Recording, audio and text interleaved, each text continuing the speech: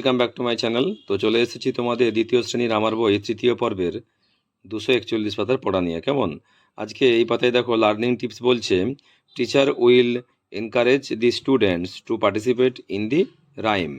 তাহলে এই পাতায় আজকে আমরা কি শিখব না, একটি ইংরেজি রাইম আছে, আমরা সুন্দর করে আগে উচ্চারণ করে পড়ব, তারপরে এটাকে আমরা গানের সুরে পড়ব। কেমন? তবে চলো তোমরা আজকে আমার সঙ্গে সঙ্গে শুনে শুনে উচ্চারণ করো সুন্দর করে।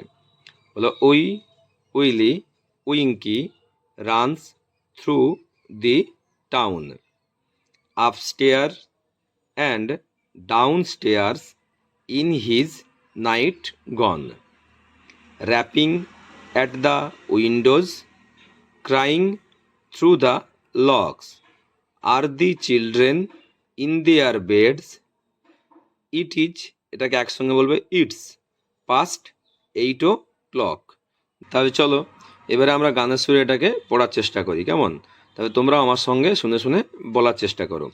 We Willie Winkie runs through the town, upstairs and downstairs in his nightgown, rapping at the windows, crying through the locks, are the children in their beds, it's past 8 o'clock। আরেকবার বলো। We will Winky runs through the town, upstairs and downstairs in his night gown, rapping at the windows, crying through the locks, are the children in their beds, it's past 8 o'clock।